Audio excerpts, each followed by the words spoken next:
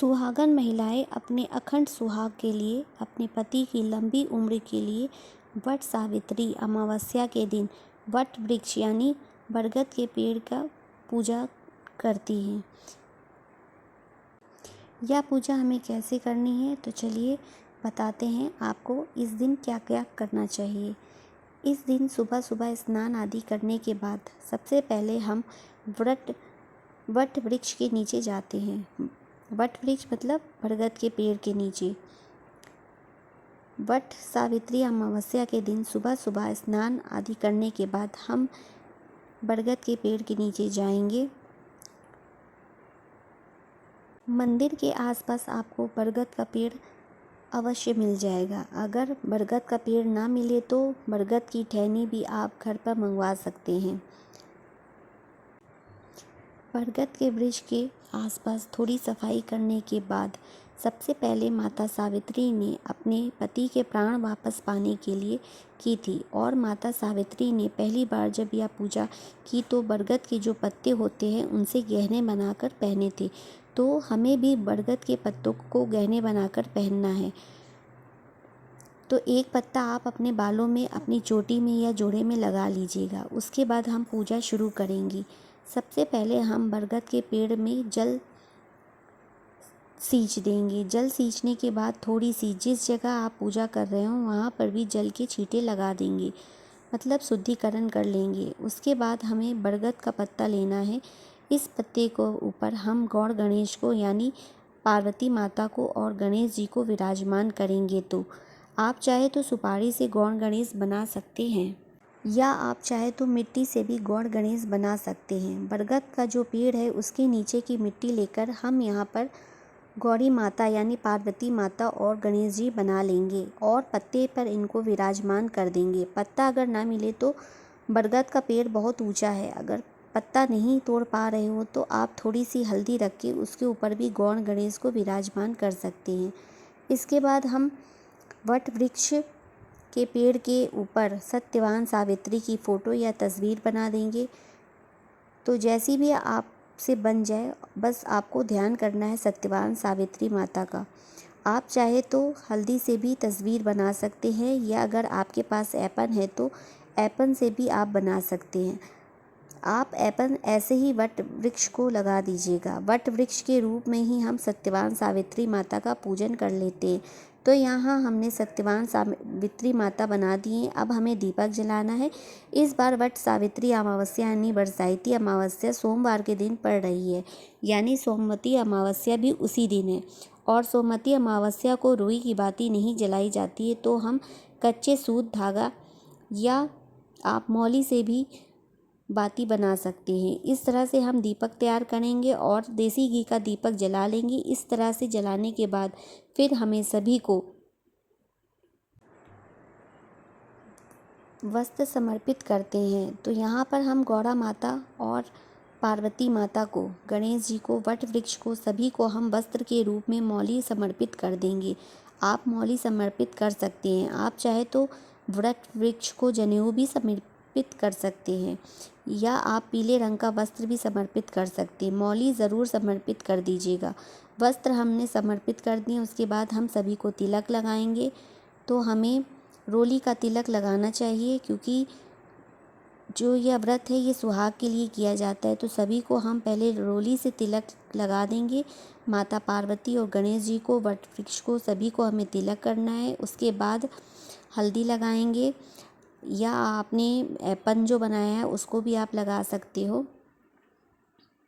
उसके बाद आप फूल पूजा में समर्पित करेंगे। भोग में समर्पित करने के लिए तो भोग में आटे से बनी हुई मिठाई और पुए चढ़ाए जाते हैं, गुलगुले बरगद बनाकर वह समर्पित किया जाता है। आप चाहे तो आटे से आप हलवा भी बना सकते हैं, यानी आटे की बनी हुई मिठाई हमें समर्पित करनी होती है। तो यहाँ पर हम सभी को पूरे समर्पित कर देंगे। और अगर किसी कारण से आप आटे की मिठाई नहीं बना पाते हैं तो आप पत्ता का भोग भी समर्पित कर सकते हैं। पूरे ना बना पाए तो कोई बात नहीं, आप बतासे भी समर्पित कर सकते हैं। इसके साथ ही जो भी ऋतुफल आपको मिल जाए वो ऋतुफल आप समर्पित कर दीजिएगा। वैसे तो इसमें खरबूजा और आम का विशेष महत्व रहता है। जब भी हम वट सावित्री अमावस्या का पूजन करते हैं तो गर्मियों में ये पूजा होती है। इसमें बाँस का पंखा दान करना बहुत शुभ माना जाता है। तो एक पंखा हम दान के लिए लेते हैं और एक वट वृक्ष को हवा करके वट वृक्ष पर चढ़ा देते हैं। उसके अलावा एक पंखा और लेते हैं जो हम वापस घर ले जाते हैं और पति को हवा करते हैं। वैसे तो 2 पंखे चढ़ाने चाहिए, एक आपको वहीं छोड़कर आना चाहिए, दान करना चाहिए और दूसरा घर ले जाना चाहिए। लेकिन अगर किसी कारण से 2 पंखे ना भी मिले तो एक जो दान का पंखा है ना, वह तो आप ज़रूर लीजिएगा। तो यहाँ पर हमने बाँस से बना हुआ एक पंखा चढ़ा दिया। इसके बाद सावित्री माता के लिए हमने श्रृंगार का सामान चढ़ाते हैं। अगर आपका पहला व्रत है तो आप साड़ी और श्रृंगार का सामान ज़रूर चढ़ाइए। अगर आप पहले से ही व्रत करते आ रहे हैं तो फिर आपकी मर्ज़ी, आप साड़ी चढ़ा सकते हैं या आप चाहे तो चुनरी या ब्लाउज का पीस भी चढ़ा सकते हैं। इसके बाद हमें भीगे हुए चने चढ़ाने होते हैं। चने आप एक दिन पहले ही रात में भिगो दीजिएगा। यह चना हाथ में लेकर ही हम कथा सुनते हैं और यह चना खाकर ही हमें व्रत का पारण करना होता है। तो भीगे हुए चने हम चढ़ा देंगे। इसके बाद हम दक्षिणा चढ़ा देंगे। दक्षिणा पूजा में रही कमियों को पूरा करती है, इसलिए दक्षिणा आप ज़रूर चढ़ाइएगा। ये सारी चीज़ें समर्पित करने के बाद फिर हमें वट सावित्री की कथा सुननी होती है। यहाँ पर वट सावित्री अमावस्या की कथा सुनने के लिए हम अपने हाथ में चने ले लेंगे। भीगे हुए चने हाथ में लेकर अब हम वट सावित्री अमावस्या की कथा सुनेंगे। फिर हम परिक्रमा करेंगे। कच्चा सूत लपेटते हुए हमें और हाथों में चना ले करके ही परिक्रमा करनी होती है। अगर आपके पास कच्चा सूत नहीं है तो आप कलावा यानी मौली जो धागा होता है उसको लपेटते हुए भी आप परिक्रमा कर सकते हैं। परिक्रमा हमें 5, 7, 9, 11, 21, 51 कितनी भी परिक्रमा आप कर सकते हैं। आप चाहे तो आप 108 परिक्रमा कर सकते हैं।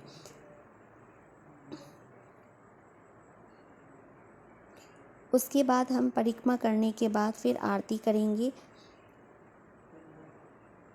फिर हमें सुहाग का सामान, ऋतुफल और पंखा ये सब बरगद जी के पेड़ को चढ़ा देना चाहिए। उसके बाद हमको सुहाग लेना चाहिए। हमें वट वृक्ष की सेवा करनी चाहिए। तो थोड़ा सा हम ना इस वट वृक्ष की सेवा करते हैं या फिर आप वट वृक्ष के से गले भी मिल सकते हैं। फिर हम वट वृक्ष को प्रणाम करेंगे और उसके बाद सुहाग लिया जाता है। तो माता पार्वती सुहाग देने वाली होती है। पार्वती माता से सुहाग लेना बहुत शुभ माना जाता है। तो सुहाग हम कैसे लेंगे? सुहाग लेने के लिए आप अपना सिंदूरा भी ले जा सकते हो या आपने अलग से आप सिंदूर की डिब्बी ली है तो यह भी आप ले सकते हैं। आप किसी पात्र में सिंदूर लाए हैं उससे भी आप सुहाग ले सकते हैं। सुहाग लेने के लिए अपनी उंगली पर अपनी चुन्नी लेंगे। अपनी चुनरी में सिंदूर लेके अब हम पार्वती माता को सिंदूर चढ़ाएंगे। तो पार्वती माता की मांग हमें भरनी है। 5 बार, 7 बार, कितनी बार भी आप पार्वती माता की मांग में सिंदूर चढ़ा सकते हैं। उसके बाद हमें क्या करना चाहिए? जितनी बार हमने सिंदूर चढ़ाया है उतनी ही बार सिंदूर हमें माता की मांग से लगाकर फिर अपने माथे पर लगाना है। तो इस तरह से हम सिंदूर बाद में क्या करेंगे? माता की मांग से लगाएंगे और फिर अपने माथे से लगा लेंगे। 5 बार चढ़ाया है तो 5 बार, 7 बार चढ़ाया है तो 7 बार सुहाग लेंगे। इस तरह से हम सुहाग लेते हैं। इस तरह से देखिए, जिनके यहाँ पर सुहाग लिया जाता है वह सुहाग ले सकते हैं। उसके बाद हम अपने सीधे हाथ में थोड़ा सा जल लेंगे और जितनी भी सामग्री हमने चढ़ाई है ना, सबके ऊपर से हम जल को वार देंगे। इस तरह से वट सावित्री अमावस्या की पूजा पूर्ण हो जाती है। पूजा के बाद जो आपने साड़ी चढ़ाई है उसके ऊपर श्रृंगार का सामान रखिए और थोड़ा प्रसाद रखिए। फिर आप या अपनी सासू जी को दान दें या यह साड़ी आप श्रृंगार का सामान अपनी सासू माँ को दे सकते हैं। चाहे तो आप मंदिर में पंडिताइन को भी दे सकते हैं या आप किसी गरीब सुहागन महिला को भी यह साड़ी और श्रृंगार का सामान दान में दे सकते हैं। दक्षिणा भी आपको उसके ऊपर ही रखनी है। तो इस तरह से आपको ये दान देना है। तो पूजा तो हम कर लेंगे। व्रत क्या है? कुछ लोग के यहाँ पर सिर्फ पूजा करने का ही व्रत होता है। व्रत के पारण के लिए जो चने थे और जो बरगद का वो फूल जो होता है, उससे हम मीठे पानी से उसको निगल लेते हैं, तब हमारी पूजा संपूर्ण मानी जाती है।